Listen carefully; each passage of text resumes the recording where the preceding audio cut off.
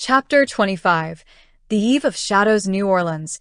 July 1925. The Treme safe house creaked under the weight of the late afternoon heat, its walls groaning as if burdened by the tension within.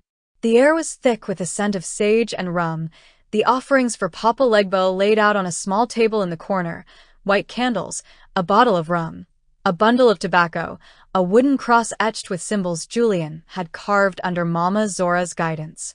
The kerosene lamp cast a flickering glow across the room, its light dancing over the grimoire, open to the ritual page that would seal the crossroads and stop Kalfu, the Loa of death and shadow, from entering New Orleans.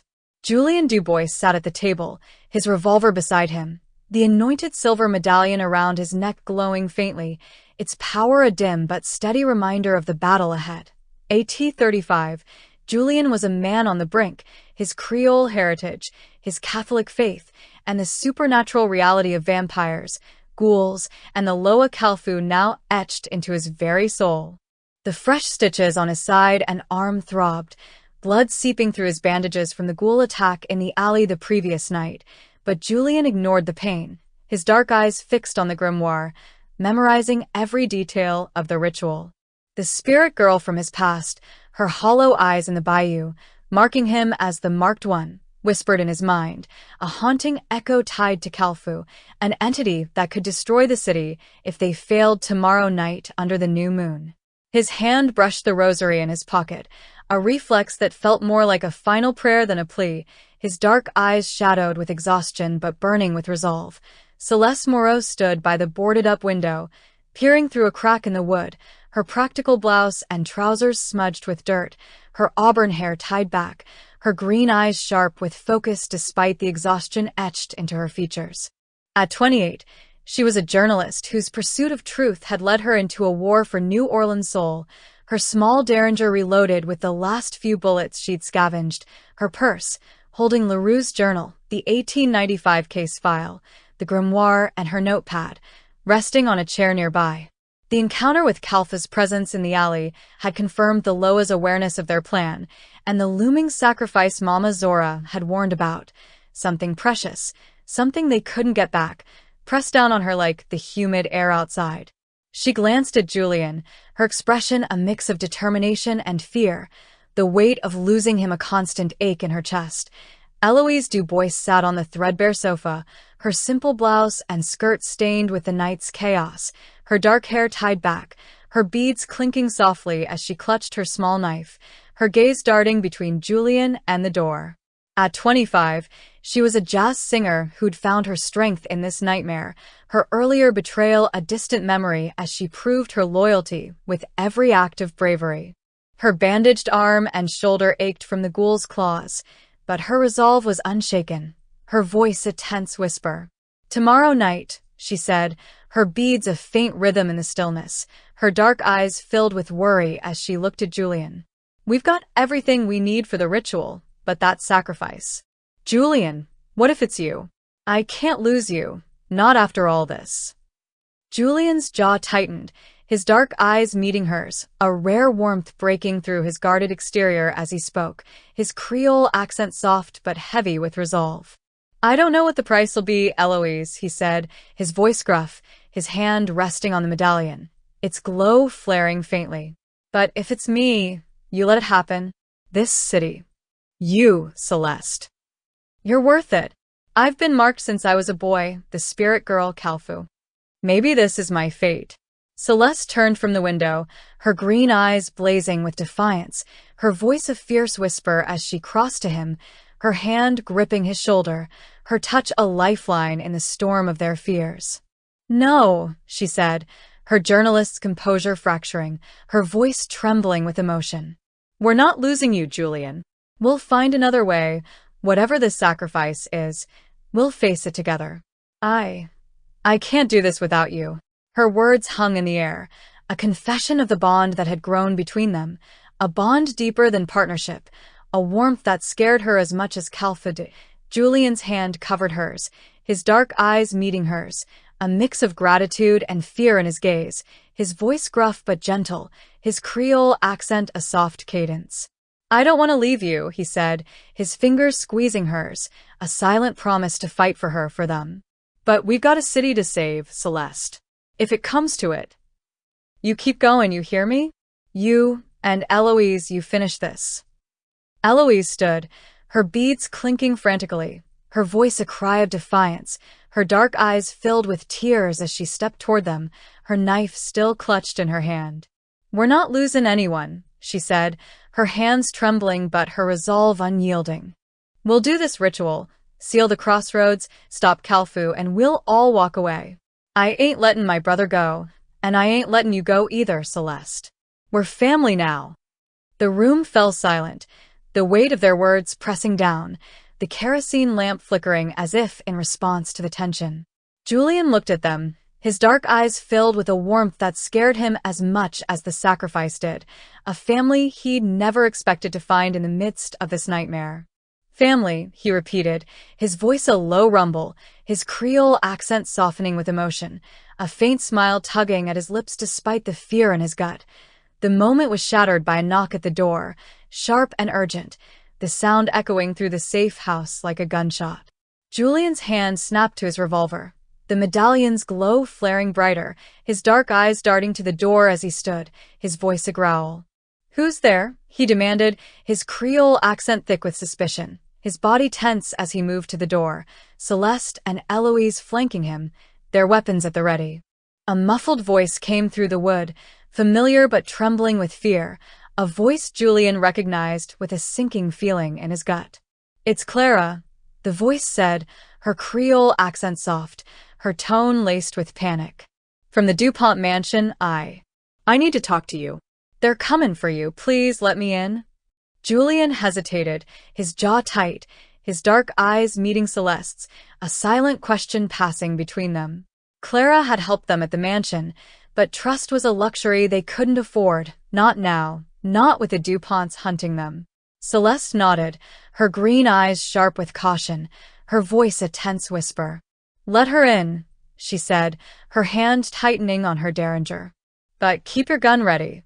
Julian opened the door, his revolver raised, the medallion's glow flaring brighter as Clara stumbled inside, her maid's uniform disheveled, her brown eyes wide with terror, her hands trembling as she clutched a small bag. They're comin', she gasped, her voice breaking, her gaze darting between them. Marcel, he found out I helped you. He's sendin' more vampires, ghouls. He knows you're plannin' to stop the summonin'. I had to warn you. Julian's jaw tightened, his dark eyes narrowing as he lowered his revolver slightly, his voice gruff, his Creole accent thick with suspicion. Why risk it, Clara? He asked, his gaze searching her face, the medallion's glow steady as he watched for any sign of deceit. You could have run. Why come to us? Clara's eyes filled with tears, her voice trembling as she spoke, her hands clutching the bag tighter. Because I've seen what they're plannin', she said, her Creole accent softening with fear. I heard Marcel talkin'. They're not just summoning Kalfu to control the city. They're offering him a vessel, someone to bind his power to make him their weapon. It's you, Julian, the marked one. They're gonna use your soul to bind Kalfu, to make him their slave. Julian's blood ran cold, his hand tightening on the revolver, the spirit girl's whisper echoing in his mind. Julian. A confirmation of his role, his fate. My soul, he repeated, his voice raw, his Creole accent thickening with dread, the weight of the sacrifice Mama Zora had warned about crashing down on him. That's why they've been hunting me, why Kalfa's been watching. Celeste's green eyes widened, her hand gripping his arm, her voice a fierce whisper as she spoke, her journalist's mind racing. We can't let them have you, she said, her gaze darting to Clara, her tone sharp with urgency. Clara, when are they coming? How much time do we have? Clara's voice trembled, her hands shaking as she spoke, her brown eyes filled with fear. Tonight, she said, her Creole accent breaking with panic. They're already on their way. I barely got out. You've got minutes, maybe less. Before Julian could respond, a low growl echoed from outside, the air growing colder, heavier, charged with a malice they'd felt before, the medallion's glow flaring brighter in warning. Julian's heart pounded, his revolver raised as he turned to the door, his voice a growl, his Creole accent thick with urgency. "They're here," he said, his dark eyes meeting Celeste's, a silent command passing between them. "Eloise, get Clara to the back. Barricade the door. Celeste, with me, we hold him off till we can get out."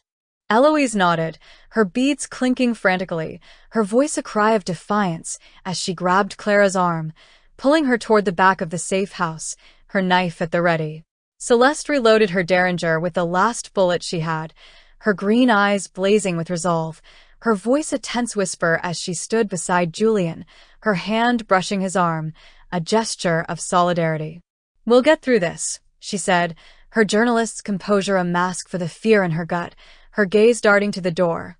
The door burst open, 3 vampires and 2 ghouls pouring into the safe house, their red eyes glowing, their mottled gray skin a stark contrast to the darkness, their hisses and growls a chorus of death as they lunged.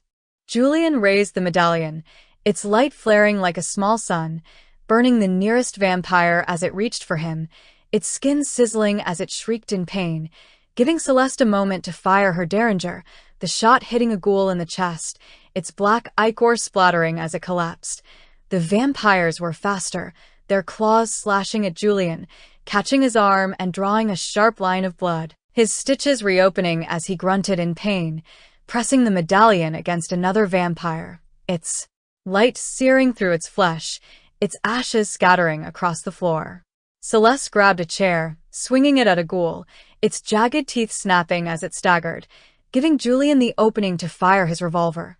The gunshot deafening in the enclosed space, the bullet hitting the last vampire in the head, dropping it in a heap of black blood. Eloise and Clara barricaded the back door, their breaths coming in short gasps, but a loud crash echoed from the rear as more ghouls broke through, their growls reverberating through the safe house, their claws slashing at the makeshift barrier. "Julian!" Eloise shouted, her beads clinking frantically, her voice a cry of fear and defiance as she slashed with her knife, her bandaged arm aching but her movements quick. Julian grabbed Celeste's hand, pulling her toward the back, his voice a growl as he fired another shot, covering their retreat, his dark eyes blazing with resolve. "We need to go now," he shouted, his Creole accent thick with urgency, his side bleeding heavily, his vision blurring but his focus unyielding. They burst through the back door, the ghouls hot on their heels, the Tremace narrow streets a blur as they ran for the Model T, Clara stumbling behind them, her brown eyes wide with terror. They piled into the car, Julian at the wheel, his hands slick with blood as he sped away, the ghouls' growls fading into the night, the city's lights a flickering promise of danger and hope.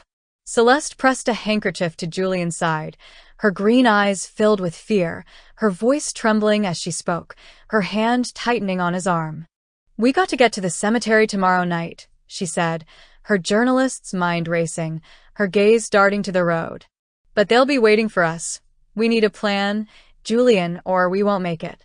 Julian nodded, his jaw tight, his dark eyes meeting hers, a silent vow passing between them as he spoke, his Creole accent a soft promise in the tense air.